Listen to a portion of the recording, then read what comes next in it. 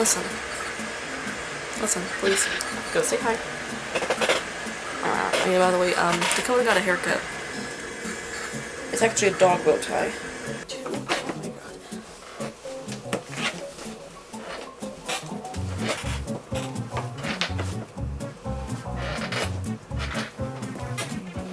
Oh, would you look at me, dressing up to actually look like my avatar.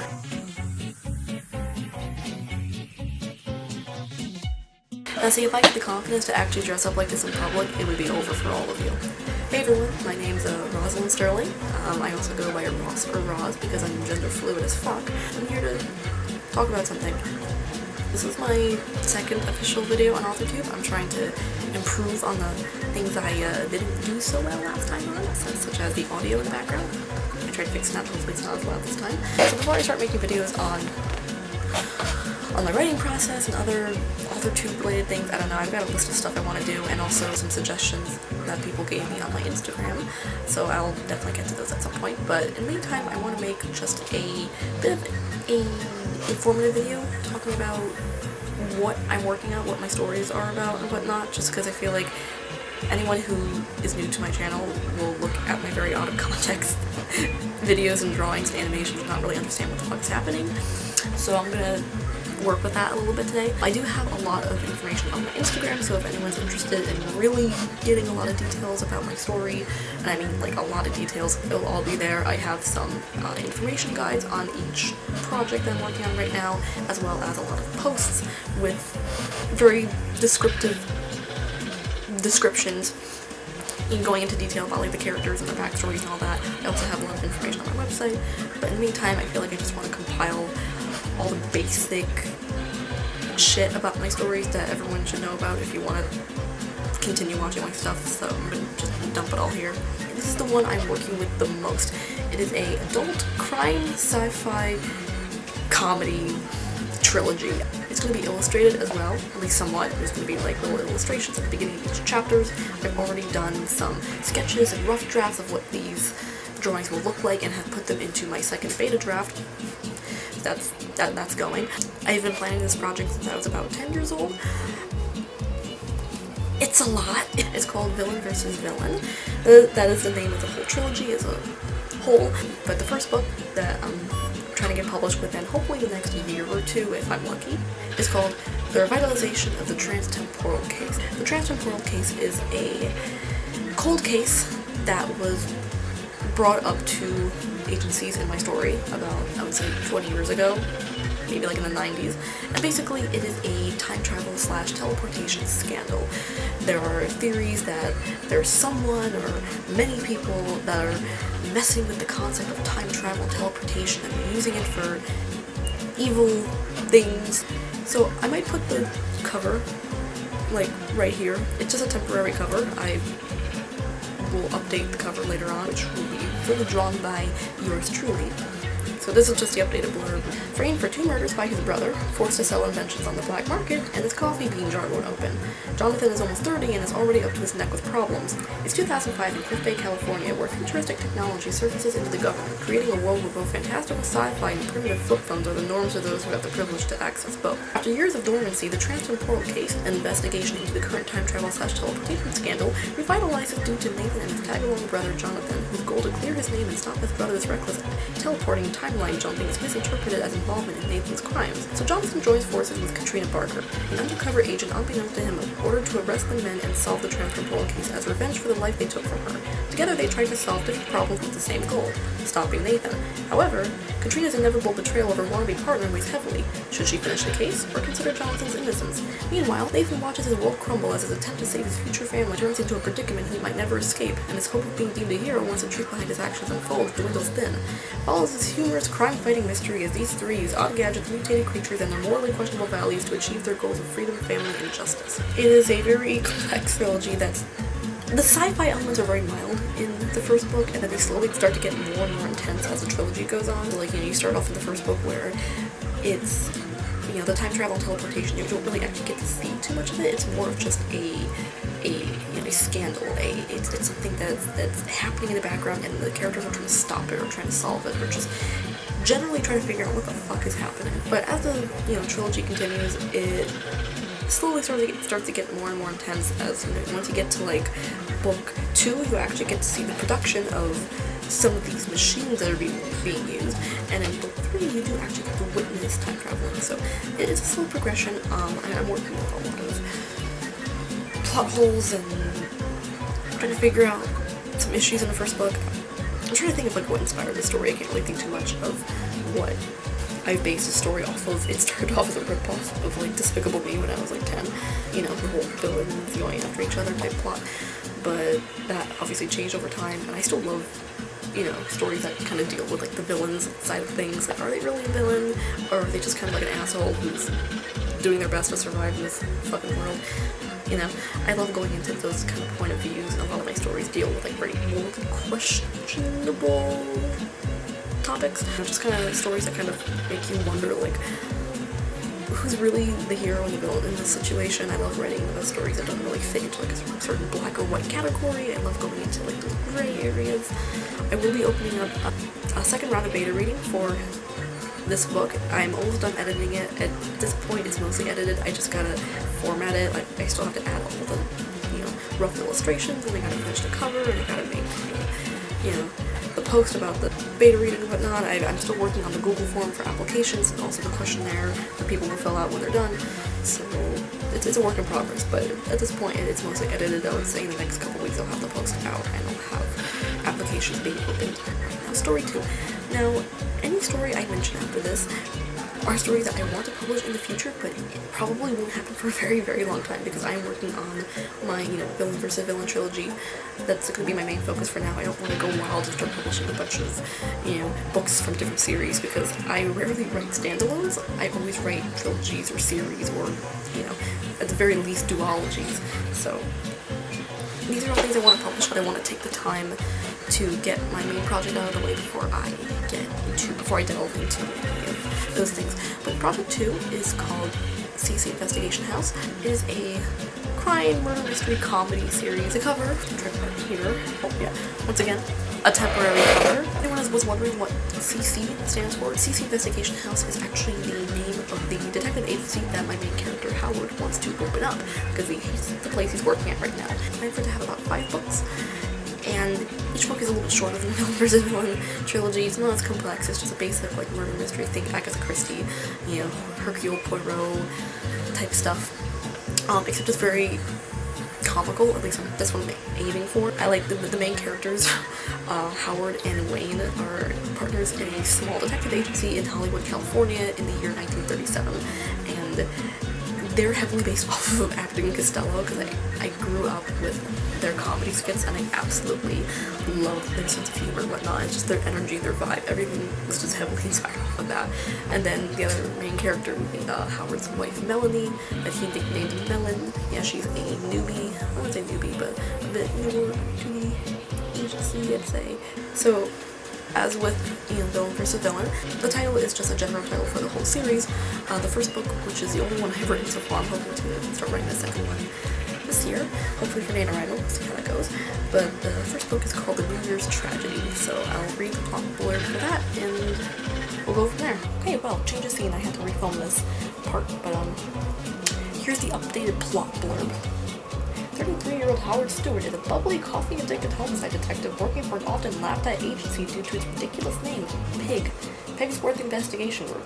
After he accidentally arrests the wrong suspect during his last case, rumors begin to spread about the legitimacy of his murder-solving expertise, so when he's the only available employee to take on a new tragic case, he takes it with hopes he can make up for the mishap.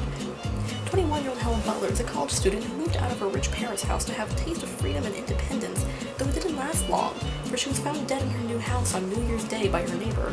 Howard and his co-worker Wayne Keaton are sent to solve this peculiar situation with the help from Howard's wife Melanie, a fairly new employee of the agency. Meanwhile, Wayne fights his own problems handling the divorce his wife brings upon him. This is a story of lost hope, humorous outcomes, and emotional disturbances as the cast goes to hell and back to solve this case and fix her own personal problems.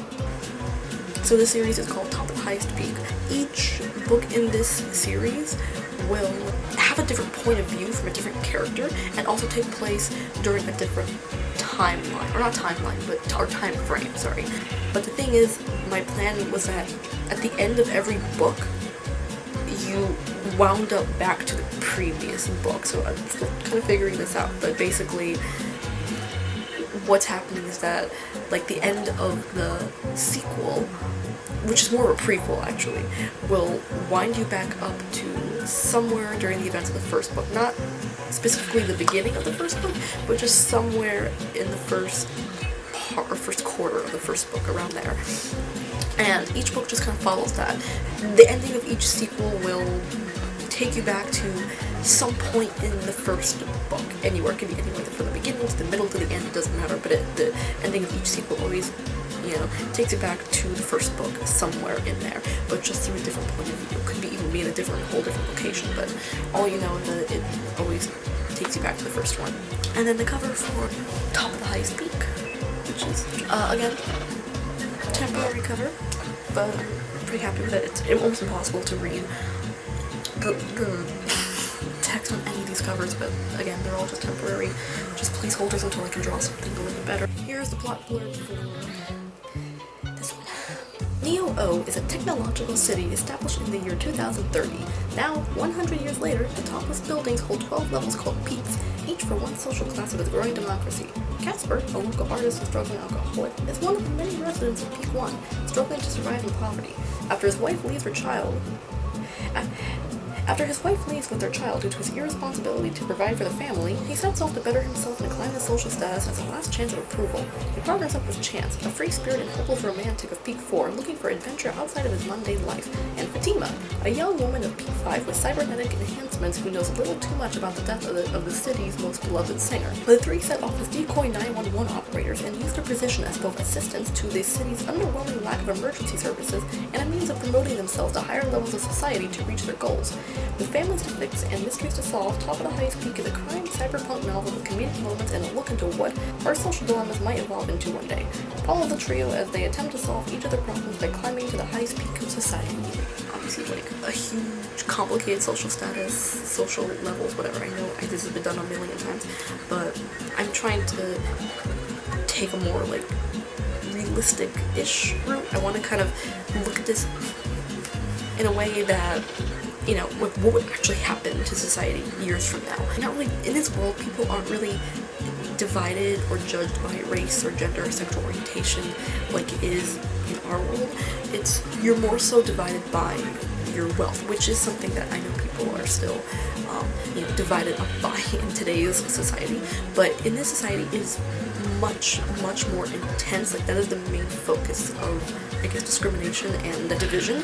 So your peak or your social status literally defines you in the sense that, you know, on your ID, on your, like, you know, like, legal identification, it will say what peak you live on, and you're not allowed to visit any other peak higher than the one you're in unless you have direct government permission, unless you have, like, almost like a warrant or something to prove that you have permission to go to another peak. The only other way that you can actually visit higher peaks without, like, a warrant or a letter from the government or whatever saying that you have permission is if a friend brought you. So if a friend from a higher peak shows their identification to the guards, then they can let you in as long as this friend agrees that you two are together. That's kind of the only other way you can make it up. If you don't have any other friends in higher peaks, then you kind of just have to wait for government approval. And usually you only get that if you're trying to go to, like, a court hearing. It was really fun. I wrote it, like I said, during NaNoWriMo, and that was the first time. That was the first NaNoWriMo, because I have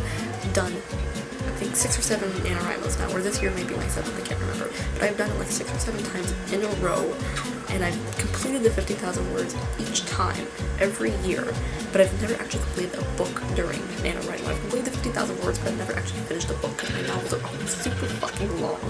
This book, however, I did finish in the month. I kind of rushed it again, so there's probably a lot I'm going to end up adding to it as I edit it, but I finished it during NaNoWriMo, and that was probably one of the most fun experiences I've had writing, because I actually got to experience this book from beginning to end. I mean, I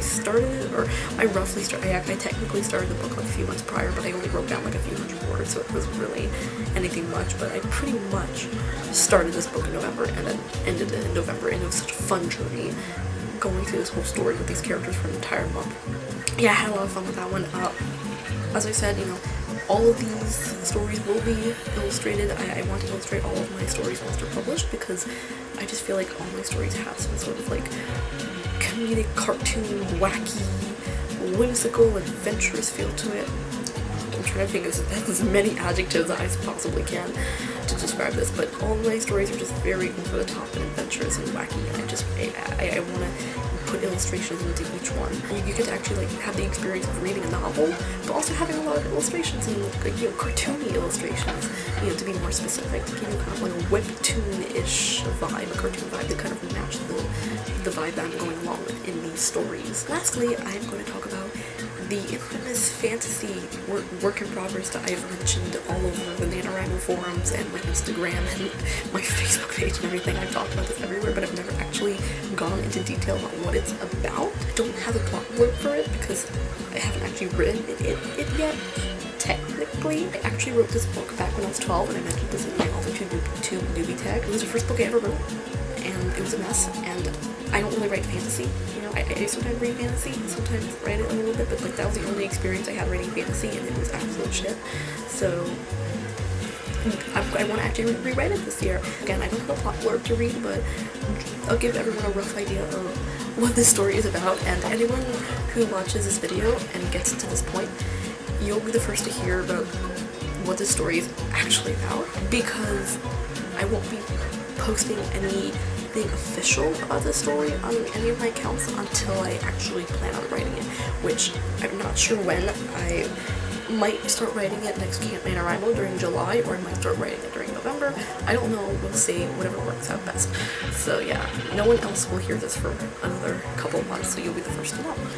So the story, following what it is now, because the story has evolved so much over the years. I first got the idea when I was like 8 or 9. Basically, my main protagonist is a 5-year-old girl named Lisa Allison Carter, and she is in a story something called a Delstis. I might pick up another word because I'm not good at making words, but basically a Delstis in this world is a person who was born in the wrong universe, or wrong timeline, or wrong parallel universe. This world also deals with parallel universes, similar to villain versus villain, but not in a scientific way. It deals with it in a fantastical way, a magical way. And the way it goes is that there are many, many parallel universes, or not, I won't say parallel universes, but different universes that coexist in one singular timeline. And each universe has its own set of magic, almost, or at least if it isn't magic, at least some sort of whimsical element that you would usually see in our world. And our universe, the human realm, is the only one that didn't get anything cool. So humans were kind of pissed about that. During the magical creation of these timelines, I don't really go too much into like religion or anything, so it's not really explained what created the timelines, was it God, was the Big Bang Theory, that doesn't really matter, it just happened. And there was sort of like an error during creation, and basically sometimes people are born in the wrong universe. And what happens is when someone's born, it is sort of written in history that this person will be born in this world. This is where they belong, and this is where they need to be. But sometimes there's a little bit of screw up, and they're born in the wrong world. And this happens quite often in this universe. It happens quite often that people are born in the wrong world, and so there's a constant news of like, oh, someone was born here, and now we have to try to get them back to the right world. But trying to get them back to the world they were supposed to be in is very difficult, because when you're born in a different universe, you don't know that you're not supposed to be there. There's no, like, you know, notification you get on your phone or anything, especially, you know, years and years ago when you didn't have that. People just kind of had to live their lives in the wrong universes, and the only way you can really know that you're born in the wrong universe is the fact that things just never go right for you. And I don't mean in a like, oh, I'm not like other girls, I'm so quirky and different and I'm unique. No, I mean like, you literally do not belong. Nothing goes right for you. You have the worst luck. You just have the worst fucking life. Starting from like the day you were born. Everyone in the parallel universes knows about each other's existence, so when you see someone living a life like that, they realize, oh shit, this person's not supposed to be here, and they try to work it out to get them to the right universe. But in the human world, there was like a whole war previously, you know, when like, you know, humans didn't get magic, and so they were kind of cut off from everyone else, from society. So that's kind of how the human world works. So if you're born in a different universe, at least you will, you know, get the chance to go to your correct universe because people understand what's going on. But in the human realm, if you're born there and when you weren't supposed to, you're basically fucked because no one knows what's going on. But in the universe that my main character travels to, it is a universe that originally called Candyland. It originally was supposed to be actually made of candy. Now it's just a metaphor for a very bright and whimsical universe. But in this universe, they have gnomes, and my version of gnomes are not really tiny creatures. They are very devious, like in mythology, which I will have to research more on the mythology of the story more, but all the little gnomes in this universe are sort of like guardian angels almost to people from the world that were born in a different world. And when they get news that someone from their world was born somewhere else, they try their best to get that person back without freaking them out, because, you know, how do you tell them that? So my main character, Lisa, basically gets brought back to, you know, Candyland by this little gnome who, you know, she just believes him. She's 5. What else is she supposed to believe?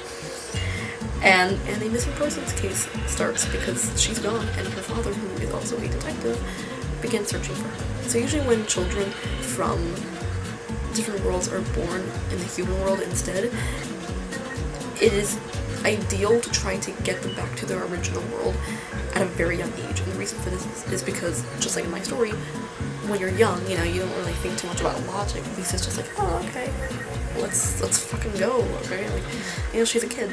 She doesn't really care. But as they start getting older, they start taking on the logic of the human world, and they start thinking, oh, that's not a real fantasy world.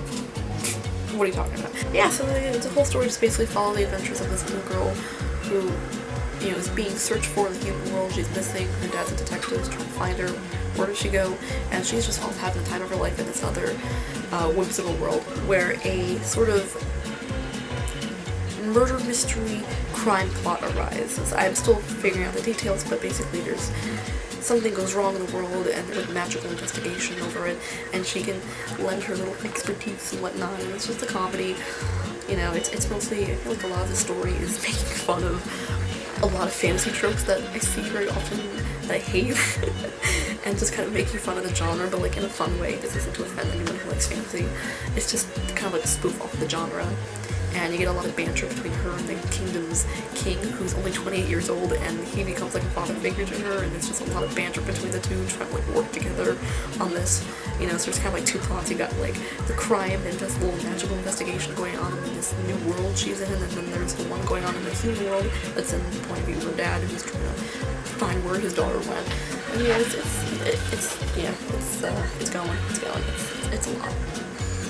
So yeah, I have written a lot of short stories that I'm trying to publish in magazines and anthologies and whatnot, so wish me luck. That actually goes well for all my current work in progresses that I'm, you know, at the moment writing or outlining, or at least, you know, at the very least planning. Once again, I will put any relative information of my stories in the description below, so if anyone wants to read up on it, read, you know, some concise information, not just me rambling, but just read about the basic info, you know, all that will be there. I have a lot of details on my Instagram account and whatnot. People found these interesting.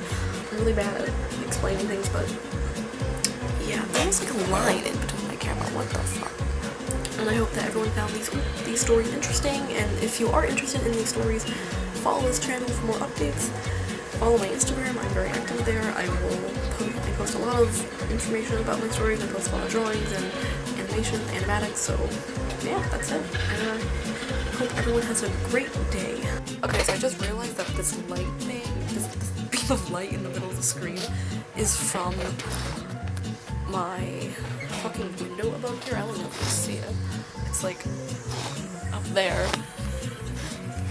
It's God shining his heavenly light on me, because that's what it feels like. Beam me up, Scotty.